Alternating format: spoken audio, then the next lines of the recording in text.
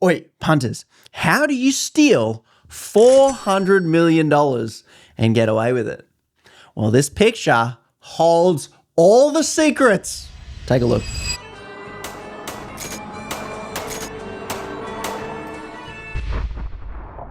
Take a look at this picture. Here we have Kevin Rudd, Resource Minister Madeleine King, ex-Premier of New South Wales Dom Perrottet, the leader of our bloody country, Anthony Albanese, couple of blokes, was that Doug Burgum? Why do I even know that? Is it? Fact check that. I'm not sure. And some other bloke that I assume is connected to either the US or BHP. So if you know, let me know in the comments below. Now, the secret to stealing $400 million, yes, is in this picture. But first, let's go to the thieving that has occurred. Adani denies claims it sold below market coal, leading to Queensland missing out on hundreds of millions in royalties. Now, I got to explain some things and it will get boring quick. I promise to come back to this picture and how to steal $400 million.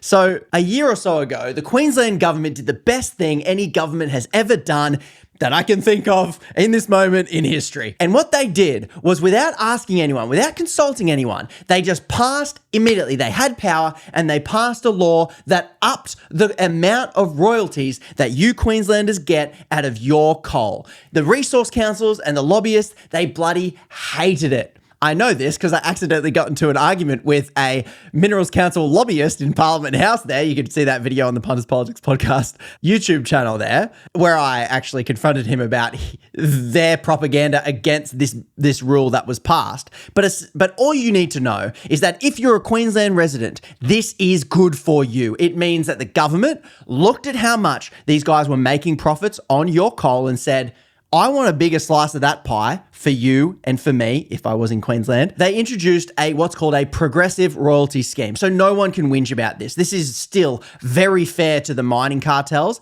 even though they cry, bitch, moan and complain and come at anyone who says otherwise, including me, but they are wrong. The royalty in Queensland, when coal is sold in Queensland at $100 per tonne, Queenslanders get a 7% royalty. I think New South Wales, the coal royalty is 9%, so it starts out lower than even the one here in New South Wales.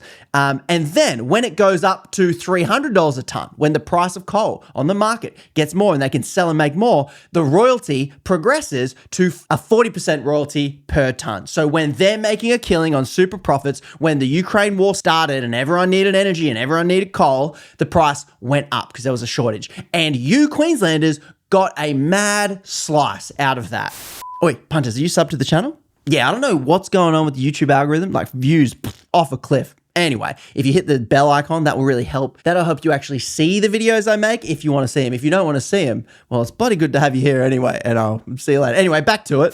When the price drops, we punters get slightly less and the mining cartels can keep doing what they're doing. This is going to get me hate in the comments, but it was the most genius thing the Premier Anastasia Palaszczuk did, no question. And I just want to pay politicians credit when they bloody do good stuff. So she did an amazing thing. And then Queenslanders did something maybe a little bit silly. They elected a new government that I believe to be very cozy with the mining sector. And when your government is cozy with the mining sector, it means that the government prioritizes the profits of foreign-owned mining cartels over its citizens, you and me. Now this headline might make more sense. Adani denies claims that it sold below market coal. While the coal price was at $300 per tonne, Adani, for some reason, kept selling coal from the Carmichael coal mine for just at the rate of $100 a tonne. That means back to here that Queenslanders were getting 7% in their royalty instead of what they're owed, which is a 40% royalty. I don't think these headlines come across strong enough. Adani denies claims that it stole $400 million from Queenslanders.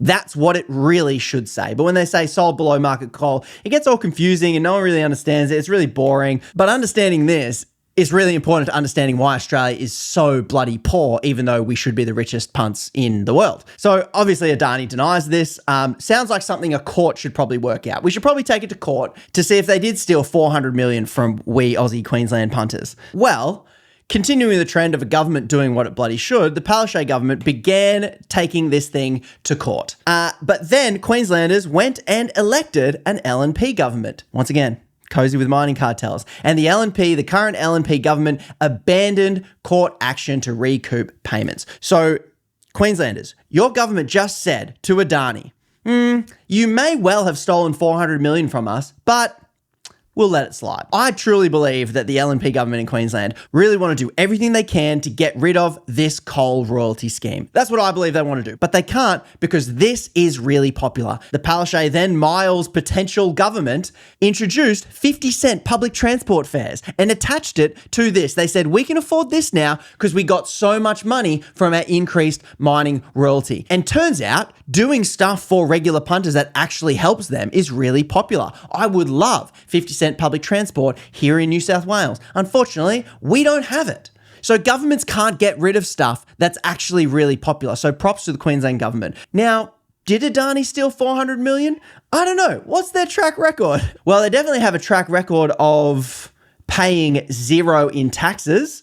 Not a good start. Why do we let companies come here, steal our stuff, dig big holes, and not pay tax? They definitely are always sticking their hand out for subsidies, $4.4 billion in subsidies they were wanting us to build airports and roads and things for them. That doesn't sound like a good investment for a company that, is Indian owned and Indian billionaire Gautam Adani's alleged bribery scheme, allegedly bribing local officials persuading them to buy electricity. So why do governments keep letting in clearly dodgy corporations that we Aussie taxpayers are left on the hook for? And it comes all the way back, finally, I told you I'd get there, to this photo right here.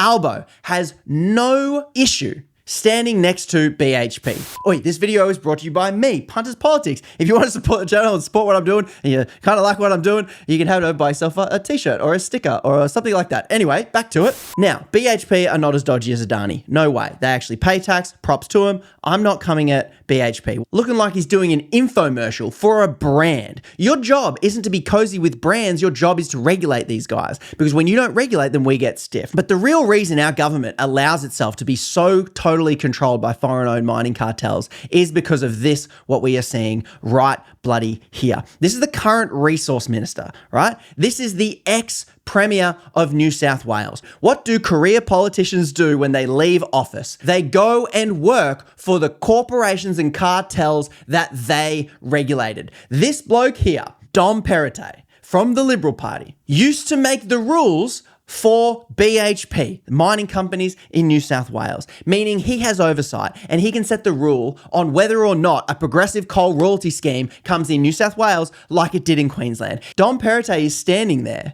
not because he's an ex-premier, but because he is now working for BHP.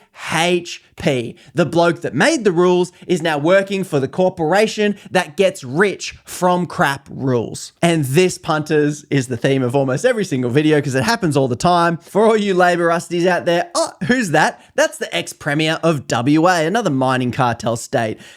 This one-time state daddy appears to be heading to BHP with a side hustle at Minerals Resources. Once again, the bloke making the rules going to work for the people he made the rules for.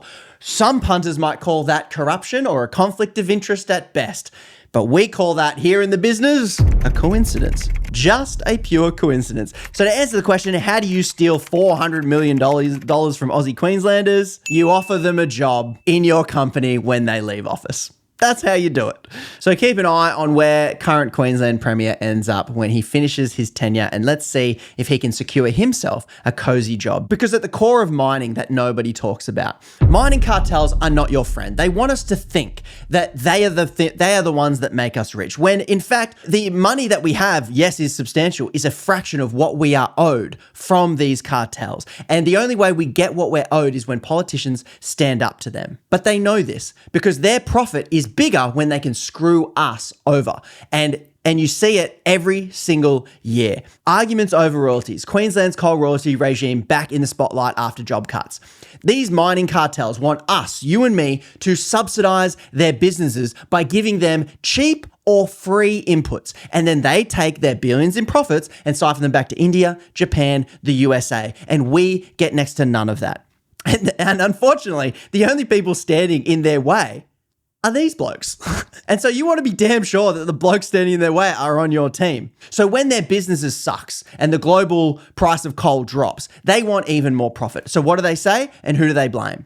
They blame us. They blame workers. Oh, well, we'll have to cut workers. because they would rather keep billions more in profit than pay workers because they don't give a crap about their workers. They hide behind them like human shields, and they hold the gun to our heads, and they threaten us and they blackmail us. They say, we're going to cut 750 jobs if you don't give us this coal for free. We are going to take it out on your workers. Our profits will be fine. Our shareholders will be fine. Our offshore investments will be fine. And our corporate executives will be fine. But the workers, you're the ones that we're going to screw over if you don't give us that coal for free.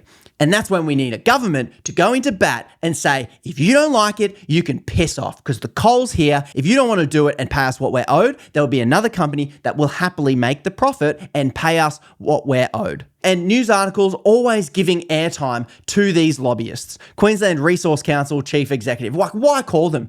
Of course, the person represented to screw Aussies over and make her employers rich, the resource industry. Of course, she's going to, we know what she's going to say. We've always said royalties are going to hurt us. Paying for what?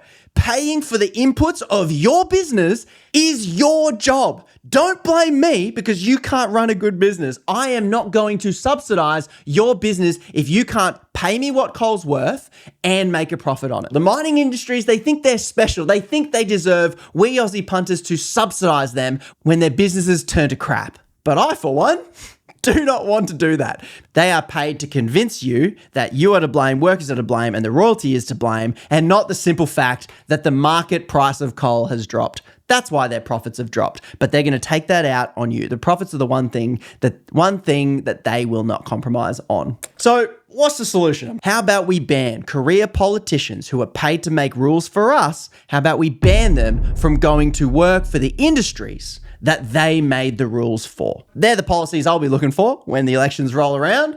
I'll be looking for politicians who are actually going to stand up for you and me and not stand next to the billionaire foreign-owned mining cartels that steal our wealth. Anyway, massive thanks to We the Punters over on Patreon. These are the punters that keep me making the videos like this that I think are really important, even though it's very dry and complex and convoluted in certain ways. But thanks to these Patreon punters, I can keep doing it, whether the YouTube algorithm shows it to YouTube punts or not. If you're still watching, feel free to share this video with another punter who might not know just how scammed we're getting. And I'll catch you in the next video. Cheers, punts.